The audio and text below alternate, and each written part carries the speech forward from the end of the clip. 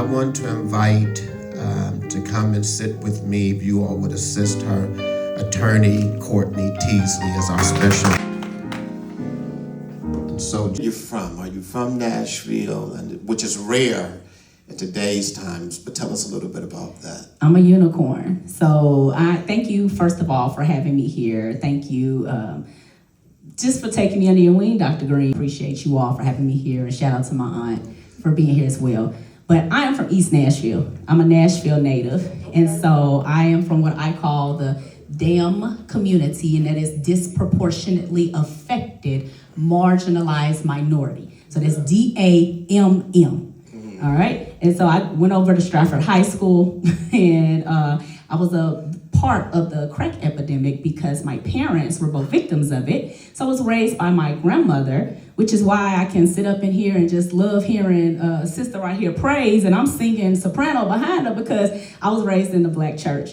And so everything about it, I've just loved. That y'all do this every week? Yes, every week. I love it. It makes me feel like I'm in the choir again. I love it. Great.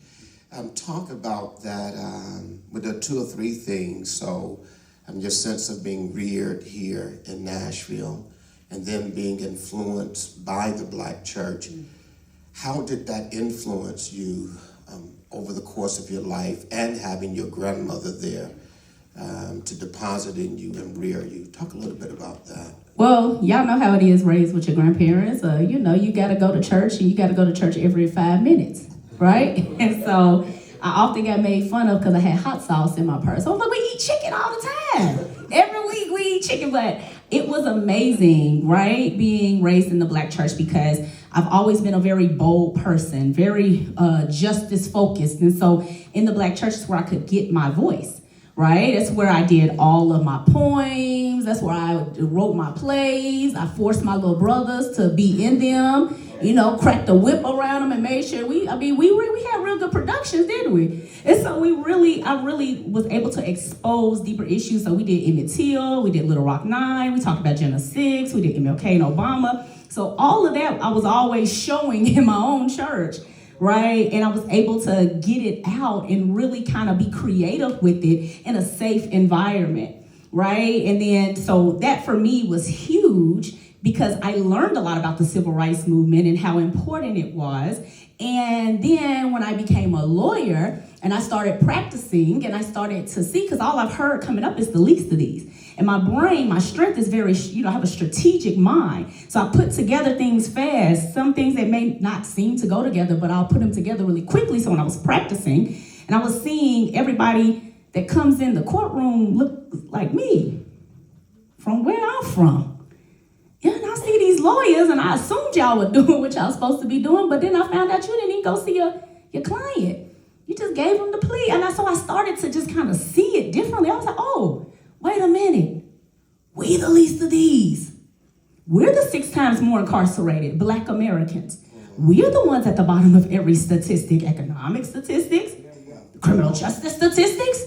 We're at the bottom of everything. And then we saw with this election, they exploited that, right? They even talk to some of us and say things, and they know we've been undereducated in certain things. So anyway, the point was the church, I was able to learn about how all of these leaders and how the church was very much the movement for that.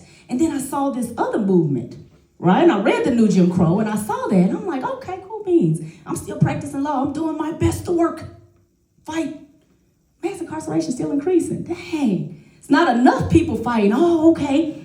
Well, let me see what we can do, right? And so then I started to get a little bit more proactive as I taught at Tennessee State University Criminal Justice Department. I started to create a curriculum so that way I could start educating my people. Like, hey, I know they want me to teach you this, but let me teach you this, because this is what we should know. So that was kind of my trajectory, and I kind of, again, went from the church, learned about the civil rights movement, came to the criminal justice system, recognized that we're the most disproportionately affected in this area, and absolutely everybody is doing nothing but reactive things to assist. Meaning reactive after someone has already been found guilty or pled guilty, right? And gave up 20, 30 years of my life. Can you do something before then? Hello? Preach. So that's where I started to see that, all right, this situation is not going anywhere. It's been over 10 years since mass incarceration awareness started with Michelle Alexander. It's still increasing. We need an organized strategy to come at this, and it has to be proactive. Noticing and being awakened to this idea of the experiences of the Black church and then moving into other spaces and places. What was it, or what was it not, being female that allowed that to come forward, considering not only do we have mass incarceration, but we have other forms and ways that we oppress people because of gender and orientation and all of these other things. How did you come to the fullness of, I am a person who happens to be female, and yet I see a need and I want to respond to it? So I think that's twofold. Who you are as a woman, and then we'll come back around this idea of being the attorney and how you want to address some of the issues in our community. If I don't answer any of that, a part of the question, let me know. I'm gonna start with the beginning part. So my grandmother is a very strong individual, and I had no choice but to be raised as a very strong individual. My grandmother always taught me, hey, we don't dummy ourselves down for nobody, okay? Right? And so my grandma was very much a part of me being able to stand in my fullness, right? And stand in unapologetically, this is what it is. You know, hey, I don't care that she never always taught me, hey, we're not going to be stupid. You know, we ain't going to, you call a spade, say what it is, call it out. And then like growing up in the church, I had always learned that, to me, you know, I've always taken that we fight with, not with flesh and blood, but spiritual wickedness in high places. So for me, I'm always very keen on looking at these different things. And if I see something that I find is systemically oppressing, I know that that's a higher power. That's something, that's not flesh and blood. That's deeper, right? And so I will call it out. Anything that I see, right, that I feel like is, I'm like, oh no, I see clearly what you are. No, let me call you out right now, because when you call it out, right, that's what I learned growing up in the church. You had to call them by name, you know, right? Call it out, call a spade a spade. And so that to me is just what was put into me as a child, right? Growing up, coming to church all the time, and then also having my grandmother on this side of me saying, we don't dummy ourselves down for anybody. She gave me the ability and the affirmation, the permission to go be the best as who I am. And I'm a woman, and I don't care what y'all like about that. This is what I said, you know? Go take it up in your little men groups or whatever you need to do, but I'm here to say this, you know, what thus says the Lord, whatever, you know. So that is always how I've been, you know, and my uncle would probably say I was very harsh on men. I probably at one point in time, maybe I was. No, I told y'all I had trauma growing up. You know, I'm from the disproportionately affected marginalized minority. I didn't have my father in my life. I was angry. I didn't have this. So I had a lot of things that led to me becoming as bold and standing on principle as I do. However, I got more refined as I got older. I learned how to argue. I learned how to really win. I learned how to be more persuasive to those who maybe feel some type of way. We deal with that in court. You know, you might have someone who doesn't like cops. You know, they really sometimes don't want to be addressed by a black woman. I love that, because then I'm now about to handle you. Because I want you to go ahead and come out and let the judge see what kind of person you are. Now I'm picking a little bit. Right? I'm gonna start saying this. Well, officer, what about that? You know, so though I utilize that, right, kind of prejudice at times that we see, I just utilize it against them because I worked to get here, right? I know my expertise, you know. Did you go to basic training? What, about how many months? What do you really know? So yeah, I utilize it. It sounds like what could have been a liability, you made an asset. Always, yes. So now let's talk about there, and we're going to spin to this mass incarceration, because there had to be a journey, right? Yeah. So let's talk about being an attorney. What moved you? What was the motivation to pursue that as a part of your ministry, your call, career, and profession? Gotta be honest here. Okay. Okay, thank you. Yes. Most lawyers we want to be lawyers who want to be broke no more. Amen. Right? Seriously, we just want to get a job. We can make a lot of money. However, once I got, I took a gap year after MTSU. What's a gap? Gap year is just when you don't go straight to law school immediately. So I graduated in May. I didn't go to law school in August. I ended up going to law school like in February. I started working for a criminal defense lawyer here. She is a Black woman. She's my mentor. Love her. Real close, Attorney Joy Kimbrough. And she was newer when I was coming out. And I was coming out. Yes, Attorney, I love her. That's my girl. And so I was working for her at that time frame. So I was able to see this boldness in practicing, right? I was able to see a Black female disrupting in this space, and it wasn't in the typical way that most people think you have to disrupt in this space. Like, oh, you gotta work for the system so you can do it, or you gotta do this. I was like, well, actually that ties my hands a lot more. I can't do as much if I work for you, you paying me. So now you got my tongue, because I don't want to say too much because I might lose my job and then my family affected. So I was able to see her fight, and I was able to see her fight hard against the system. So that was me in between, in that gap year. And then I applied to law school, and I was like, oh, okay, I can do this. So there's a space for me to be unapologetic. There's a space for me to be able to make money and create opportunities for others as well, right? She could do whatever she wanted. If she wanted to, she created wealth charging people, but she was able to then give discounts. She was able to have sliding scales because she was stood on business. So I was just able to see business be handled, right? Quality service be given, and it was a Black woman, unapologetically. And then finally, I saw her when she went against, and this is very important because we unseated a judge here and made Nashville history doing so. It had never been done in criminal court before, and we didn't know that. However, what told us it was possible was the fact that she had ran against a judge and she lost by like 500 votes. And I knew this judge because he was my teacher in school. He was one of my professors. And I saw him totally change after that election. After he recognized your job is only your job because we gave you your job. We elected you. And we can unelect you too. So that told a lot of us that, oh my God, hold on, she almost won. So then that really kind of created this proactive kind of thing. It was like, all right, where are the issues in our community? There was a lot going on around that time. And so the question was, where did I get that? I got it from working in the field and seeing it. That's where I got it. So noting that world, and then something happened. What was it that happened that moved you to this place to want to know more about and do more about mass incarceration? What was that? And I want you to catch this aha moment instead of a uh-oh moment. Yeah. Wow, I love that. It was when I was teaching at Tennessee State University in the Criminal Justice Department. And I had a student. And again, I told you I created my own curriculum so that way they could be educated on every step of the criminal justice system and how it occurs, right? And what to do at each stage. And so TSU homecoming, you know how that gets. And he contacted me, and I ain't answered the first time because it's the weekend. I'm like, what are you doing calling me, right? I'll talk to you on Monday. And so I finally answered because he kept calling back to back, and he had been involved in a shooting, but it was self-defense.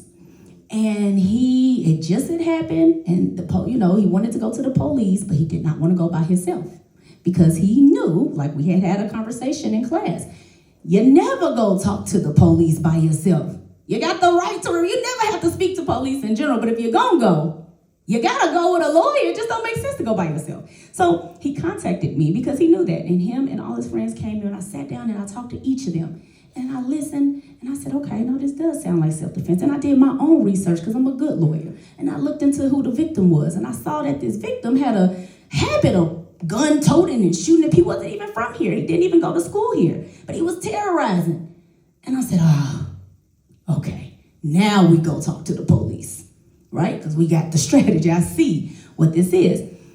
But I'm going to go with you all, right? I'm going to protect you all from them just, turning this around and making this an easy conviction for them so they can go get some accolades in a little coin or something, right, down at the station. So when we get there, we talk about it. I got the gun. We give it to them. They try to overstep. I'm like, hey, we won't talk anymore. You know, we said, you already answered this question. Okay, let's keep going. And at the end of that, we got a letter about a week, 2 later that said, well, we believe, you know, the story of what you said, because we gave them all the evidence about the victim and all that good stuff, and we're not going to prosecute him. And I said, hold on. I only charged him for a couple of hours. He paid me under $600 to talk to me all day, to go to the criminal, you know, down to the police station. Now, if I was a bad lawyer, if I was only motivated for money, I could have, like, bamboozled that, right? I could have, like, done a little, well, you know, I'm going to get $20,000 if I let you get charged. I'm going to get $25,000 if I'm representing you in a murder. But it was aha for me, because I saw then that if we can intervene at this level, people save a lot of money, a lot of time, a lot of energy, a lot of years of stress, right? And they save the ability to, they avoid going into the system. They avoid getting into it to begin with, right? Because it's a whole thing once you get in there. Once you get charged, it's only probable cause. It only takes, you probably haven't done it. Your whole life for the next few years, you done spent tens of thousands of dollars. You sitting around worried, you're tired. I mean, it's crazy. So that was the aha moment for me. Once I was able to see that, I gave this boy education. He's from Memphis. Proactive education in a classroom we were in. He did what I told him to do. He did not get charged. He saved hundreds of thousands of dollars. And I said, oh, we can do this better. And so that was the aha moment for me. That's good. And on day 1, she'll be talking about the why. And then on day 2, she'll be using her book to talk about the how. Often people will give us stats and give us information, but there's no how to do it. Mm-hmm. But ever since I've met you, you've had this passion, and you keep talking about we got to do something in regard to mass incarceration. What was that moment for you? Well, or moments for mass incarceration. So for me, it was after the election. That's when I began building a business solely to focus on proactive and innovative solutions to combat mass incarceration, because I saw there were none. I did all this research, and I was able to see that all the nonprofits or anybody who was had criminal justice reform in their missions was, they were reactive. They only did something after someone had been found guilty, right? And I was like, okay, well, mass incarceration is not going to go anywhere from here. We're going to continuously lose ourselves in this. And so the final straw was when I was building this business. And again, I always try to explain to people, I feel like I was building Noah's Ark. It's because I knew everything that I was doing, but I really didn't know how to articulate it. I couldn't explain it to nobody else. I would just be in my room all the time. I wasn't going to see my family no more. I was just I was writing every day. And so when I got it, and I got a case where there was a family that was taken, hashtag Disrupt Manchester for you Instagram and Twitter people. This is a case where there was a group of people of 5 children and their 2 parents coming from Atlanta, and they were coming up through Manchester, coming to they were going to Chicago, but you got to come through Manchester, and they were stopped. The man had been made a felon when he was like 18 years old, hadn't been in no trouble since then, but because of that only, that one little thing, they had him on the side of the road. They put him over because of slow poke law. Pretextual stop, right? Pull him over, take him out, kids all out, 3-month-old baby, the 7-year-old child, all out. It's freezing cold. They're harassing them. They find a small amount of marijuana. We know hemp is legal here. The TBI has said it looks just like marijuana, but somehow, some reason, it makes sense for probable cause of the smell alone to be able to intrude upon your life. I mean, it makes absolutely no sense, but they did all this to them. And they only found that small amount, and they said, oh, we're going to arrest you. And they said they're not going to arrest the mama, but they made her come down to the station anywhere where she thought she was going to bond them out. She got down there, and they put the spikes behind her car to keep her from leaving. They surrounded her. They demanded she pee in a cup in the car. They literally stole the children for her, and we now found out that there was actually no court order for them to do that. Now, at the time, I was just going based off of what I knew didn't look right. I've been a lawyer for over 10 years. I'm looking and I'm like, hold on, you didn't have this. Well, you didn't do this either. And I just knew it didn't look right. So immediately we just jumped into action. We just started calling it out like loud, right? I look at Mamie Till, right? The reason that she had that funeral casket open is because she wanted to show to the world what people were doing to Black people right down in the South. And so I wanted to shout out loud and show people in real time what they were doing to Black people. Because when you put the spotlight on them, if I can ignite all of you citizens to start looking and using your duties as a citizen to assist. Hey, I want to request that personnel record of that cop. I want the body cam footage. I want that footage. You got the right to do that because you're a citizen. People just don't know, right? I organized a protest around it, a court watch protest.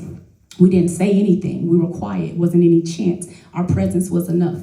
And so we went up there, and I actually had a pastor escort me down there. He's Marine, and trained, and he took me down there. He carried his weapon to make sure that we got back safe, because it was that kind of thing. And so we fought tooth and nail with them, but proactively, strategically organizing multiple people to keep their eyes on them. So they kept making mistakes, right? They kept making mistakes. They're used to operating without people caring, any checking. And so that case was the one that really kind of took it in and said, oh, so it's not just mass incarceration of our Black and brown bodies in a prison cell, you're stealing our children, right? You're putting them into different systems. Those systems lead straight to prison, right? You're in foster care, you're more likely to go straight to foster care to prison pipeline. So they were doing these strategic things to keep from having these children, and it was hard to tell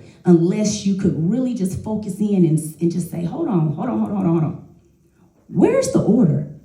Where is this? Why did that lawyer waive this hearing? You just paid them. Why did you waive the probable cause hearing? Why did you do that? And saying it fast and out loud. And then everybody want to call, oh, I want to help. Oh, I want to do this. I want to run an interference. And so it was that case.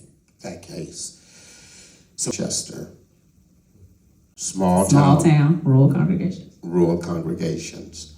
So one of the ways that I was introduced to Attorney Teasley, and we've been awarded a grant for $2 million here at American Baptist College to help congregations in 3 areas of focus: leadership coaching, congregational development, and community engagement. And once I met Attorney Teasley, and she talked about some of these stories in small towns and rural cities, I knew that she needed to come alongside of us, or we come alongside you, to figure out ways to help them understand where they are along. Because certainly if you don't have representation in Davidson County, I can imagine what the numbers are, the demographics are there. But you had another aha moment, and if you could just talk about when we were at the Samuel DeWitt Proctor Conference, how you were able to see this connection between the preaching ministry and the legal ministry, and how that did what it did to you and for you. And what time do we have, Mr. Searcy? 6:17. We got about 3 minutes. Talk about how that came together and emerged in you in ways that you even talked about. I didn't know the similarities of this work. Yeah.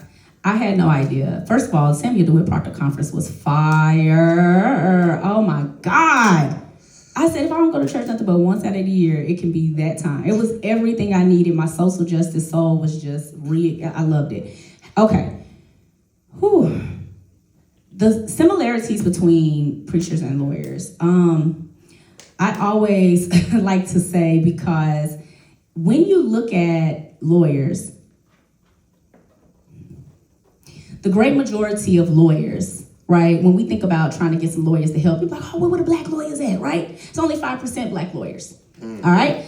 Our Black lawyers has not went up. right? It's actually decreasing. But here's the actual horrible issue is the fact that the majority of them actually work for the government, right? Or for other organizations. None of them are actually working in the area that they can be most effective. And sometimes social justice organizations aid in that by giving scholarships for them to go do nothing but civil rights. Right? Civil rights was the issue that we were fighting in the new Jim Crow, right? When we were talking about what's that new caste system, we have a whole new system here now that we need to be focusing on. And nobody, not any of us, not the law schools, nobody is pushing this at all. They'll go. So that's the one issue. So where some lawyers can be the biggest help, they are not. They're nowhere to be found. And a lot of times they're not empowered to be here. They're scared. They're scared to make mistakes. They don't know. They hear it's no money, whatever the situation may be.